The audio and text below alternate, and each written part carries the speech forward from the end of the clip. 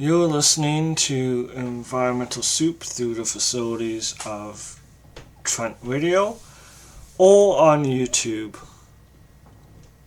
Today I will talk about the first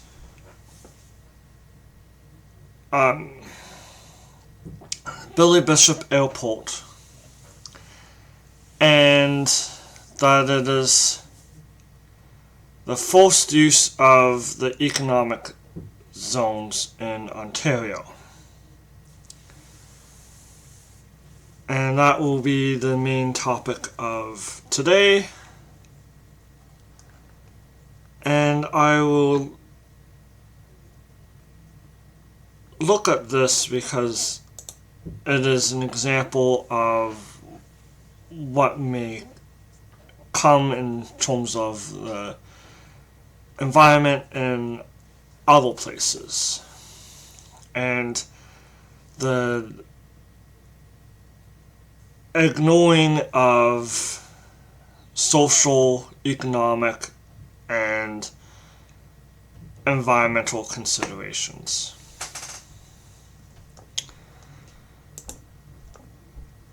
I will start with the news release.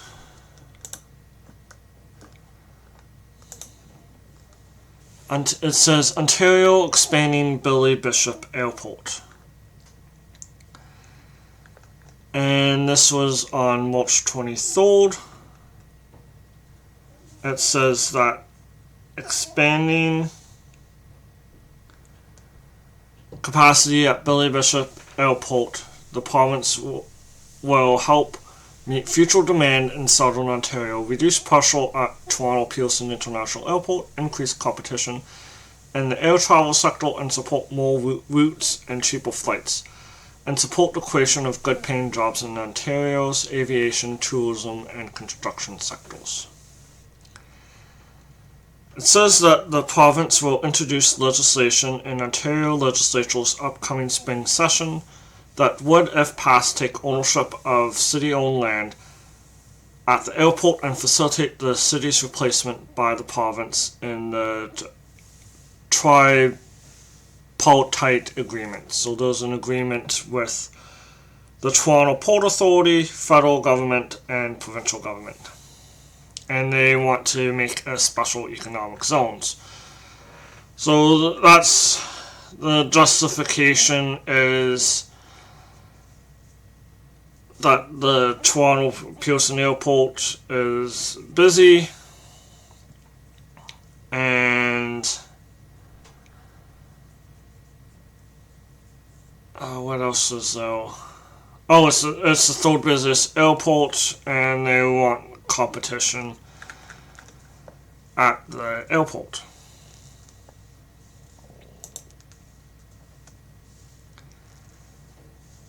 Then there's the article from CBC.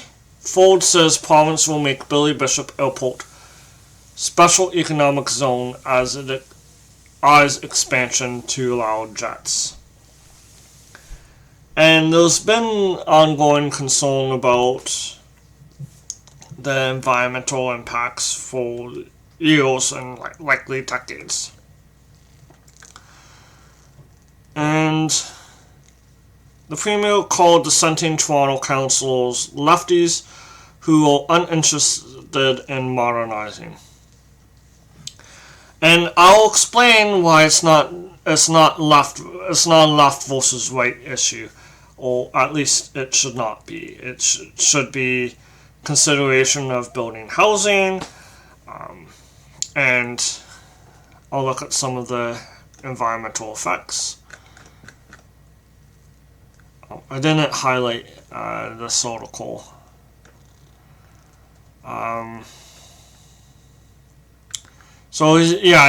Doug Ford is blaming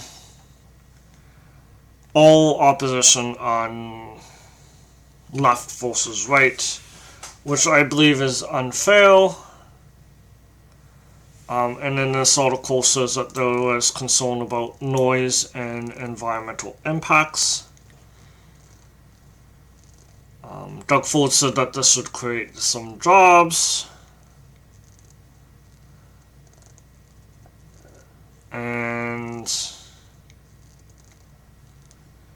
Yeah, and I do have a playlist on Bill 5 specifically, and I'll add this video or this episode to that playlist.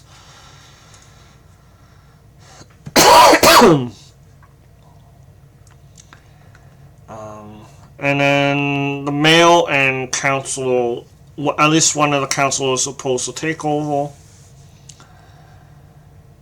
Mayor Olivia Chow in Toronto said it's a unilateral action to grab city land without consulting Torontonians. It's not acceptable to the people.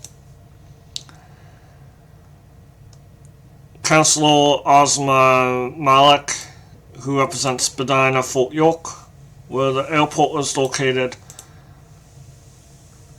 wants to formally oppose, quote, any unilateral expropriation of city land by the Government of Canada or the Government of Ontario.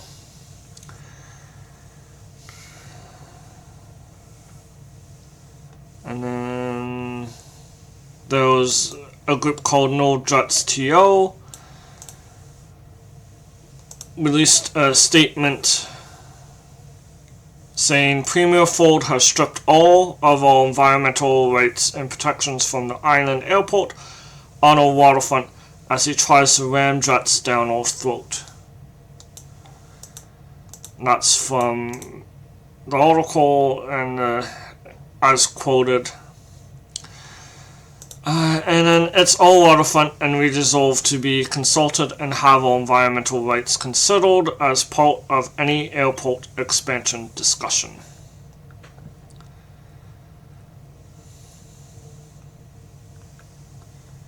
And then opposition leaders are saying it's nothing but a power grab. And then interim Liberal leader John Fraser said the law is really designed to give Ford more power. Merritt Stiles is said it's nothing but a power grab.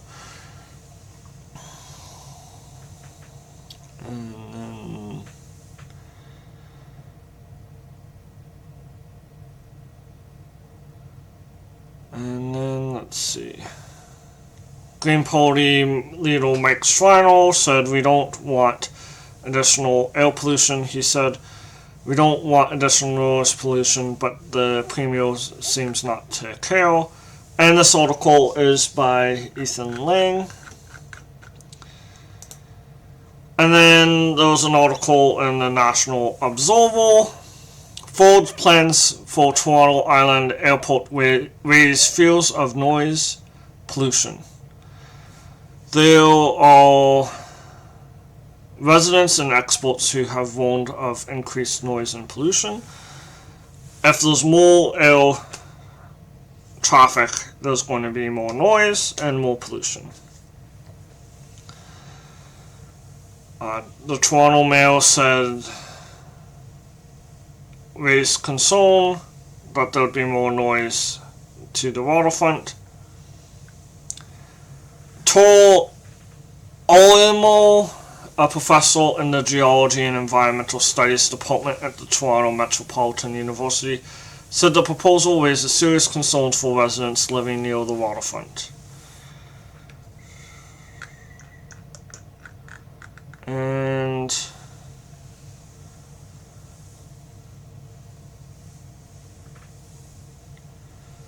And noise is considered to be a form of pollution.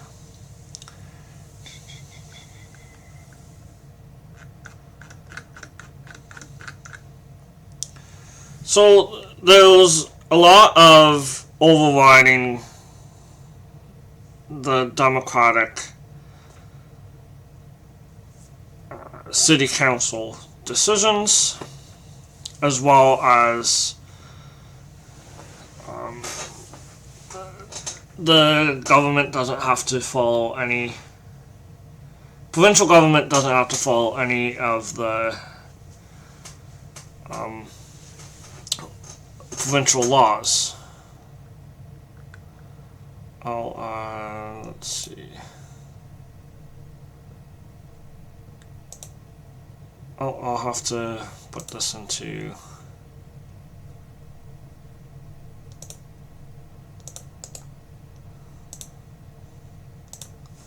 There's an article in the Globe and Mail, which I'm just going to look at so I can read it.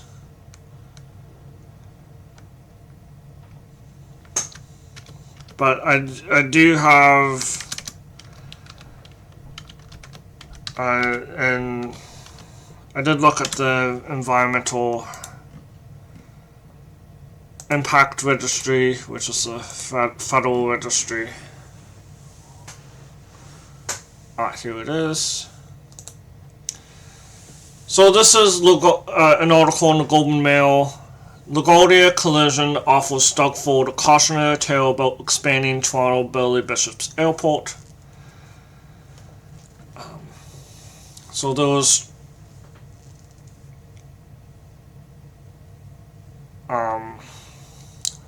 a collision at LaGuardia Airport that killed 2 pilots, and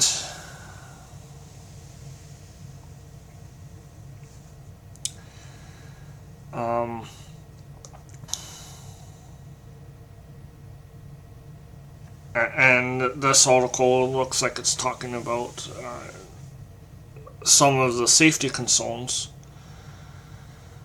And this is an opinion article.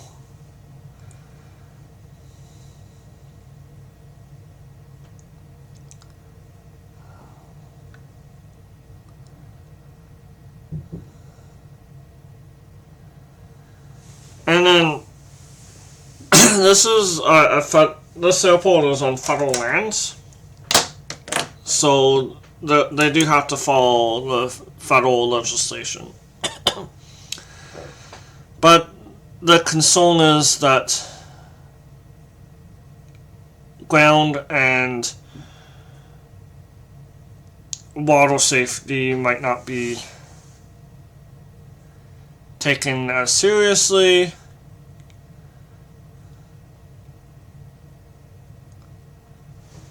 And I don't know the specific details of the expansion.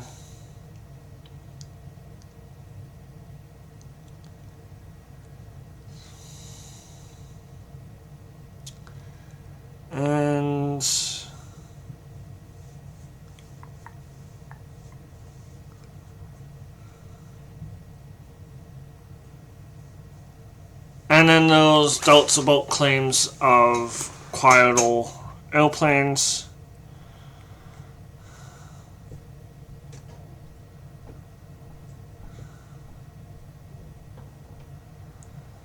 And then there's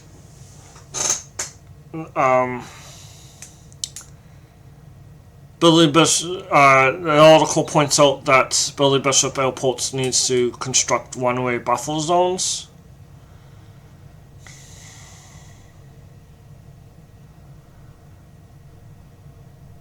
And then there's safety considerations. The U.S. National Transportation Safety Board said that a warning system failed to signal danger before an accident because the fire truck was not equipped with a transponder. So I hope that that's a consideration as well.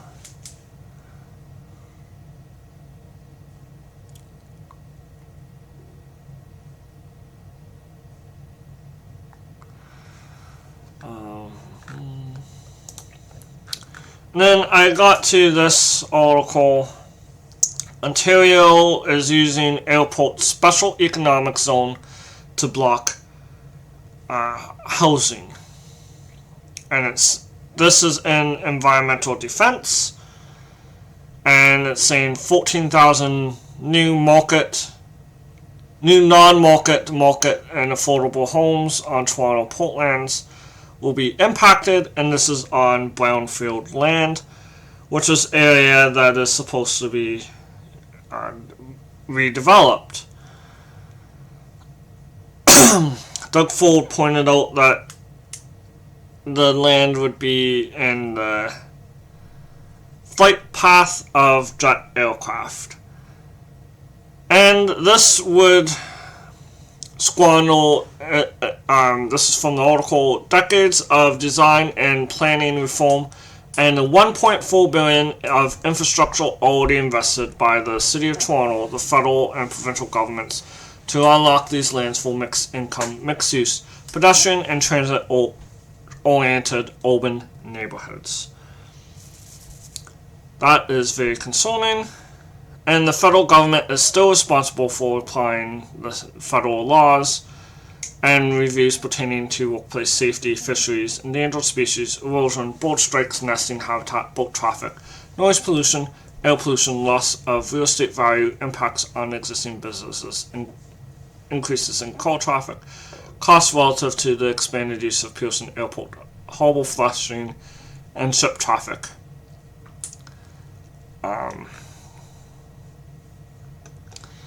And I would like to see the plans, and then I look at the Impact Assessment Agency of Canada and the Canadian Impact Assessment Registry, and found documentation related to Billy Bishop Airport,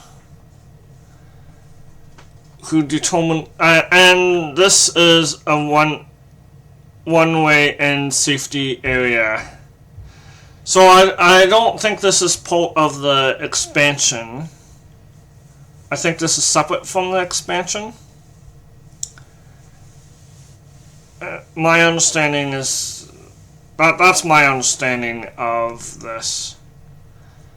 And they determined that the proposed project one-way and safety area Billy Bishop Toronto Airport is not likely to cause significant adverse environmental effects, and the mitigation measures taken into account for the determination are and they're categorized into vegetation, wildlife, migratory, breeding, birds and nests, soil, sediment and water quality, air quality, operation phase, noise. So I'll look at some of them. Vegetation, they clearly delineate vegetation clearing zones. Example, using silt or tree protection fencing on both construction drawings and in field prior to clearing and grading. Temporary disturbed areas should be revegetated using non-invasive, preferably native plantings and/or seed mix, appropriate to site conditions and adjacent vegetation community. And then they want to train construction personnel to prevent a wildlife encounter from occurring, including the following: no personnel shall approach, feed, or harass wildlife. Food waste will be properly stored and disposed of, and vehicles will yield to wildlife. Migratory birds. All works must comply with the Migratory Birds Convention Act, including removing trees and vegetation outside of the bird nesting period, which is April 1st to August 31st. And then those, I'll skip to air quality. During the construction, there should be installing screening and no barriers at practical locations within the air quality study to decrease wind-driven emissions of particulates. And then those in the operation, implement idling reduction programs to limit vehicle emissions, particularly for trucks, tugs, and other vehicles. And I will go to the next item. So this is an analysis report. And I think this was related to a requirement that was mentioned earlier about having a safety buffer.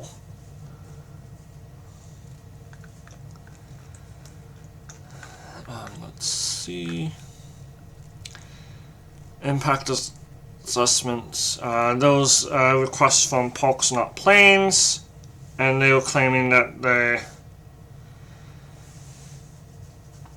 have the potential to cause adverse effects. And then on fish habitat, aquatic species at risk, migratory birds. And then other matters included human health impacts, economic impacts, the adequacy of environmental assessment as required by the City of Toronto's official plan, as well as consideration of all project alternatives, including not building the required runway and safety areas.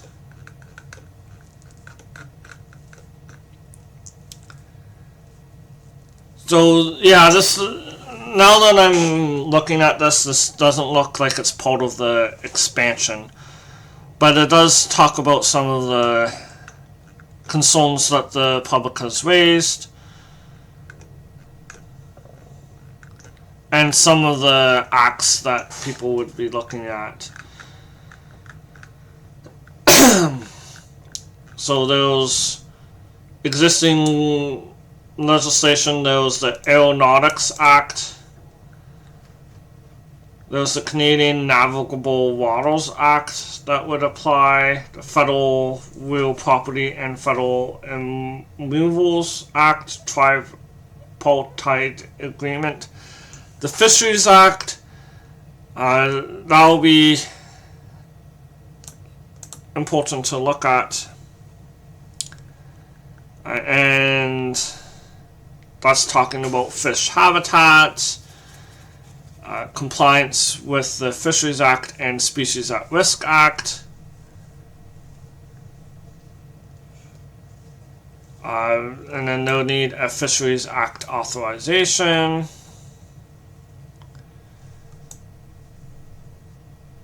Which would include mitigation and offsetting measures to address potential adverse project-related effects on fish habitat, including infilling of fish habitat.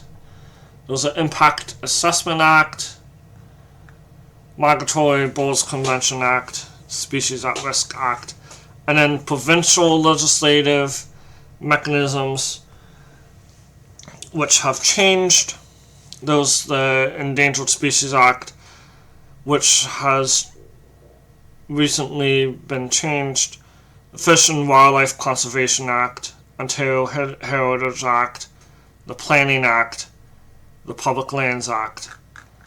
And with this new change in designation of a special economic zone, the provincial government would not have to follow these provincial acts.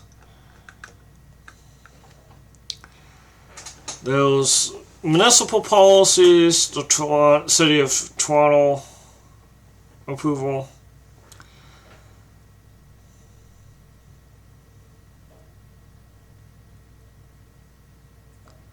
And then, okay, so in terms of potential adverse effect, the Department of Fisheries and Oceans stated that a Fisheries Act paragraph 35 2B authorization will be required if the project is likely to cause the harmful alteration, disruption, or destruction of fish habitat.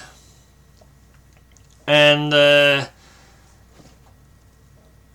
IAAC is of the view that the application of standard mitigation measures and existing legislative mechanisms such as the Fisheries Act and the Fish and Wildlife Conservation Act provide the framework to address effects to fish and fish habitat. There's aquatic species at risk. And the project is not expected to affect the marine environment or marine plants. And then they mapped out some of the species. And then there was the short-nosed cisco, which is endangered, the lake sturgeon, and the American eel, which are both under consideration. It is unlikely that a permit will be required under the SARA, which is an Act, Species at Risk Act, as short-nosed sisal is a deep-water species and believed to be extirpated from Lake Ontario, and the prohibitions do not apply to species that are not listed under Schedule 1 of SARA, the lake sturgeon, and the American eel. And then the requester said that there is engagement with First Nations, which is good. There is public concerns. It said that the project would not change airport operations.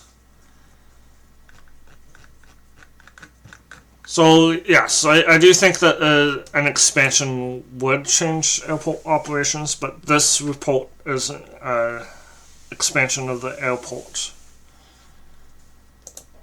Let's see.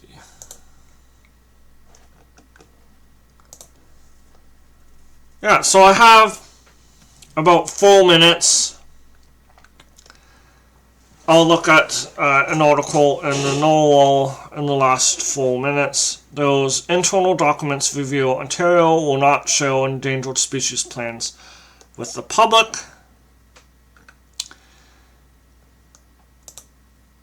It's saying that there was a Freedom of Information request, and that strategies underway when Bill 5 passed would not be shared with the public, and only a handful of plans were in the works when the Protect Ontario Act became law.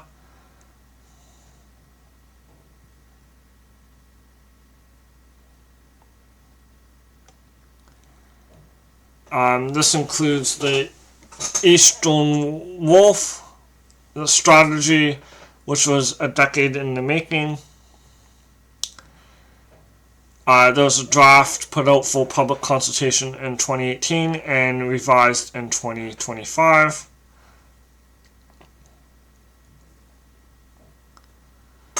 The draft was once available on the Environmental Registry, but is no longer there.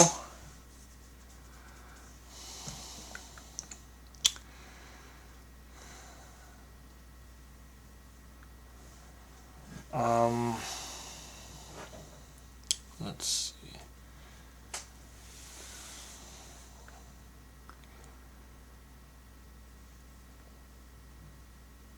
And then an environmental lawyer, Laura Bowman, said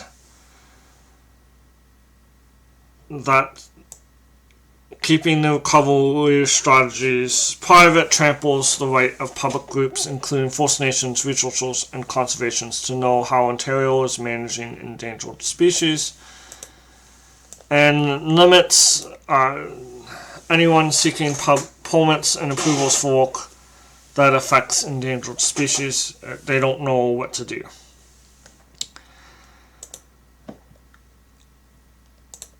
Anyways, it is almost time.